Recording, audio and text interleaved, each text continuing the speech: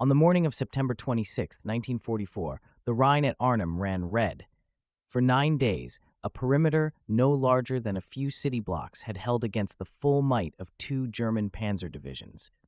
This was the crucible of Operation Market Garden, and within it, the British 1st Airborne Division was being annihilated. The plan, conceived by Field Marshal Montgomery, was audacious. On Sunday, September 17th, over 20,000 Allied paratroopers and glider troops dropped into the Netherlands to seize a corridor of bridges, culminating at Arnhem. The 1st Airborne, under Major General Roy Urquhart, was tasked with the farthest and most critical objective, the road bridge over the Lower Rhine. Intelligence warnings of nearby German armor were tragically dismissed.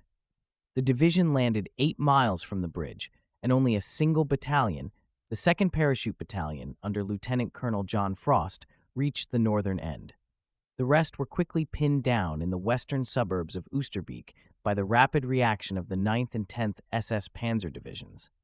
What followed was a brutal battle of attrition. Frost's men, just over 500 strong, fortified houses around the bridge approach.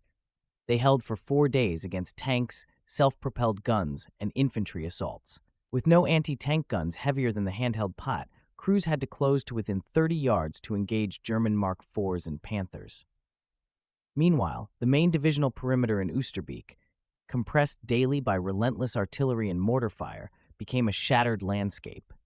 Resupply drops fell mostly into German hands, and ammunition, particularly for the 75mm howitzers of the Light Regiment, ran critically low.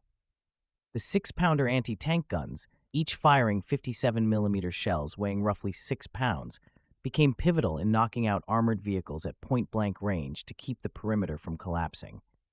By the 9th day, the situation was untenable. Only a fraction of the 10,000 men who landed were still fit to fight. On the night of the 25th, under Operation Berlin, the survivors withdrew across the Rhine in a daring evacuation under fire. Of the division, 1,485 were killed and over 6,500 captured. The bridge, immortalized as a bridge too far, remained in German hands. The strategic failure at